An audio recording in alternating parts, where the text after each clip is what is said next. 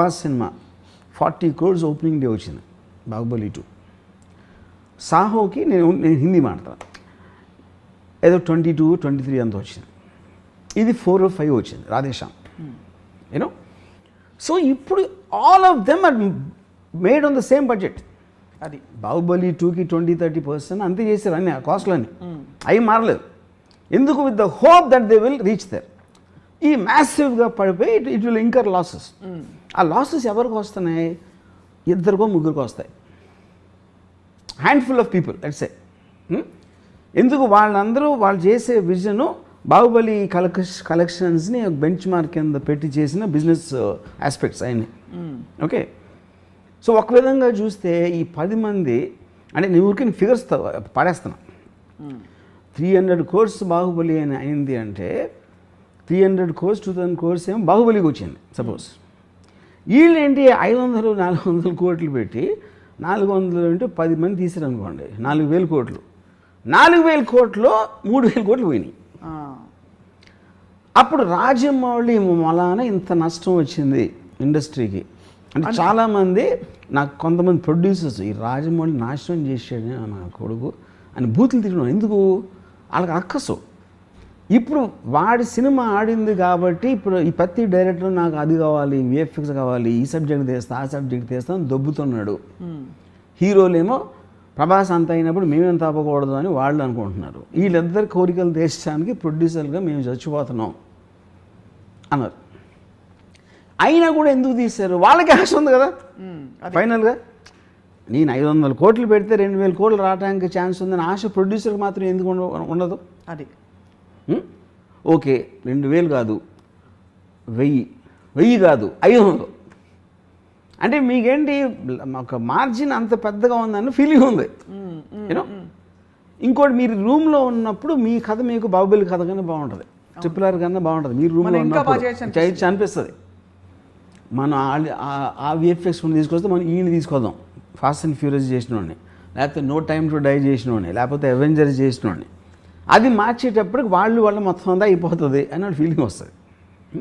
ఇది కూడా actually it was not like a new thing. Sholay వచ్చినప్పుడు జరిగింది అది. అప్పుడు ఒక చాలా పెద్ద producer, forgot his name, burning train అని తీసాడు ఒక సినిమా. అవును, గుర్తుంది. బర్నింగ్ ట్రైను వాళ్ళు అప్పుడు ఆ మిక్సింగ్ అంతా లండన్లో చేసినప్పుడు ఆ ప్రొడ్యూసర్ మాటికి ఫోన్ చేసి ఆ టెక్నీషియన్స్ అందరూ షోలేలో పనిచేశారు, సౌండ్ వాళ్ళు. ఆ సౌండ్ కూడా చెప్పాడు నాకు ఎలా ఉంది సినిమా అంటే చాలా బాగుంది సార్. షోలేలాగా ఆడుతుందా, షోలే కానీ ఎక్కువ ఆడుతుందా చెప్పమన్నాడు అండి. అదేమో డిజాస్టర్, అది బర్నింగ్ ట్రైన్ ఫైనల్గా. సో ఇది ఎప్పుడు జరిగింది, not like the first time. But ఇప్పుడున్న నంబర్స్, స్కేలు, దాని sound in the social media, that is where the whole point is. అది ఓకే. సో ఇప్పుడేంటి, ఒకలాగా చూస్తే రాజమౌళి వలన ఇండస్ట్రీకి 10,000 కోట్లు నష్టం వచ్చింది అనుకుందాం ఒక నిమిషం. కానీ అక్కడ ఒక ఇది ఏంటంటే స్ట్రేంజ్ థింగ్, 10,000 కోట్ల నష్టం రాలేదు. 10,000 కోట్ల నష్టం 2-3 వచ్చింది, 2, 10, 100, 20. డబ్బులని ఇండస్ట్రీ ఎప్పుడు పావు, దట్ ఈస్ ఎ మిస్కన్సెప్షన్. ఎవరైనా ఒకరి జేబులో ఇంకోటి జేబులో కాదు. మీకు 400 కోట్లు ఖర్చు అయినది అంటే ఏంటి దాని అర్థం? మీరు ఆర్టిస్టులకి ఇచ్చారు, టెక్నీషియన్స్కి ఇచ్చారు, వెండర్స్కి ఇచ్చారు, వర్కర్స్కి ఇచ్చారు, జూనియర్ ఆర్టిస్టులకి ఇచ్చారు. ఈ అన్ని అందరి జేబుల్లోకి వెళ్ళినప్పుడు ఒకరి జేబులోంచి వీడికి ఖర్చు అయింది, వాళ్ళకి వచ్చినాయి. Okay, they created employment for them. వీళ్ళ జేబుల్లో ఎక్కువగా 400 కోట్లు ఎవడు ఖర్చు పెట్టగలదు? ఉన్నోడే ఖర్చు పెట్టగలుగుతారు కదా. అవును, ఐదరు ఉన్నోడు ఖర్చు పెట్టగలుగుతాడు, లేకపోతే రేజ్ చేసే కెపాసిటీ ఉన్నోడు ఖర్చు పెట్టగలుగుతాడు. సో వాడి నుంచి అందరికీ వెళ్ళినాయి. అప్పుడేంటి, రాజమౌళి తనకి తను తెలియకుండానే ఒక ఎక్స్ట్రాడినరీ చారిటీ చేశాడు. ఇది రాజమౌళి జేబు నుంచి వెళ్ళదు అది. కానీ రాజమౌళి మూలాన వీళ్ళు ఇన్స్పైర్ అయ్యి వాళ్ళు ఏదో చేద్దామని వాళ్ళ డబ్బులని వేరే వాళ్ళకి దానం ఇచ్చారు. ఈ తప్పు రాజమౌళి గారు అంటారు. తప్పు is not the point. By default is actually making people spend money for the sake of other people, not for themselves. అది ఇప్పుడు మీకు ఎప్పుడైనా కేపిటలిజం అనేది నడిచేది గ్రీడ్తో. నాకేం కావాలి, నేనే డబ్బున్న అవ్వాలి. డబ్బున్నోడు ఎప్పుడు ఏం చేస్తాడు, నా డబ్బు ఇన్వెస్ట్ చేసినప్పుడు నాకు ఇంకా డబ్బు రావాలి అని గ్రీడ్ ఉంటుంది. అవును, ఓకే. ఆ గ్రీడ్ తోటి ఒకే సినిమాతో 2,000 కోట్లు కొట్టేద్దాం 500 కోట్లు ఖర్చు పెడితే 2000 కోట్లు వచ్చేస్తుంది అనే గ్రీడ్ తోటి ఇన్వెస్ట్ చేశాడు. ఈ 500 400 కోట్లు పోయినాయి అనుకోండి సపోజ్. ఈ 400 కోట్లు వేరే వాళ్ళ దగ్గరికి వెళ్ళి అప్పుడు మంచి జరిగినట్టే కదా. అవును. Which is what the whole point of society. సొసైటీలో ఎంతో కొంత సమానత్వం ఉండాలి, ఒకే ఒక్కరి దగ్గర ఉండిపోకూడదు. Money should not be concentrated on a few people అనేది ఒక బిలీఫ్ సిస్టమ్ ఉంది. మీకు అప్పుడు ట్రికల్ డౌన్ ఎకానమీలో వాళ్ళ ఇన్వెస్ట్మెంట్లో వస్తూ ఉంటుంది అలా కిందకి అది. తప్పకుండా. సో అప్పుడు దాన్ని ఫెసిలిటేట్ చేసినవాడు రాజమౌళి. సో రాజమౌళి మూలాన ప్రొడ్యూసర్ రోడ్డు మీదకి వచ్చేసే వాళ్ళు ఉన్నారు, కానీ వర్కర్లు టెక్నీషియన్స్ వాళ్ళందరూ చాలా రిచ్ అయిపోతారు. ఇప్పుడు ఇన్ని మీకు విఎఫ్ఎక్స్ స్టూడియోస్ కానీ ఇది అది అన్నీ వచ్చేసింది దేని మూలాన? Because of this Rajamouli. So అది తను కావాలని చేస్తున్నాడా అది పాయింట్ కాదు.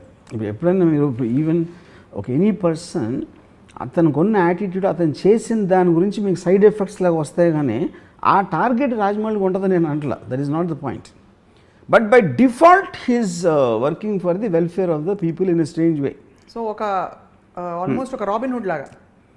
Yeah, you can say Robin Hood, like ఫినామిననే కదా, unintentional Robin Hood. Correct, Robin Hood ఉన్నోళ్ళ దగ్గర నుంచి. నాకు I like this Rajamouli Robin Hood అంటారు. కరెక్ట్, అంటే గొప్పోళ్ళ దగ్గర నుంచి డబ్బులు కొట్టేసి బేదోళ్ళకి పనిచేయటం. కానీ ఇక్కడ ఒకే డిఫరెన్స్ ఏంటంటే తను కొట్టేయకుండా వాళ్ళతో వాళ్ళే కొట్టేయించబడి వాళ్ళే వాళ్ళని దోచుకుని ఇచ్చేస్తున్నారు పేదలకి. యా, దీని ఎగ్జాంపుల్ ఎక్కడ చూశానంటే నేను, యా దట్స్ పాయింట్. ఇప్పుడు నానా పాటేకర్ ఒక అలవాటు ఉంటుంది ఆయనకి, ఏదో ఒక బాబా ఏదో సమ్ కైండ్ ఆఫ్ ఏ ఒక ఆశ్రమం, బాబా అంతే హిజ్ నేమ్ ఇస్. రెమ్యునరేషను నానా పాటేకర్ 4 కోట్లు తీసుకుంటే 2 కోట్లు ఆ ఆశ్రమంకి ఇవ్వాలి.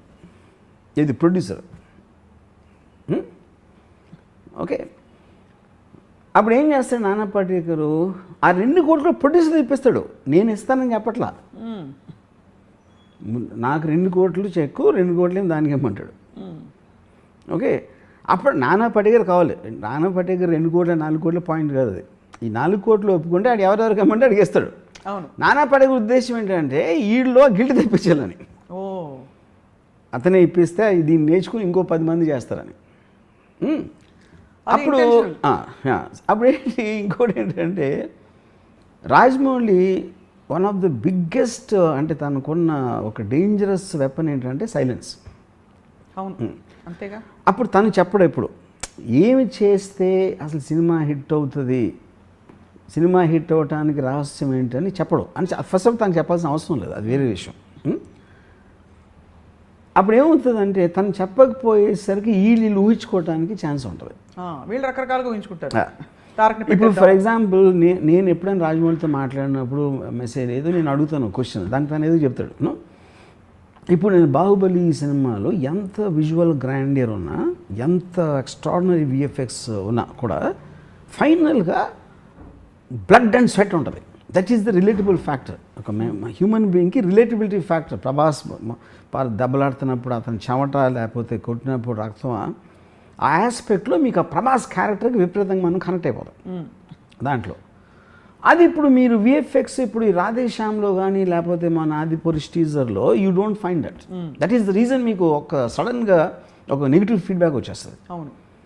ఇప్పుడు ఒక అమ్మాయి థియేటర్లో కూర్చుంటే she can fall in love with Prabhas in Baahubali.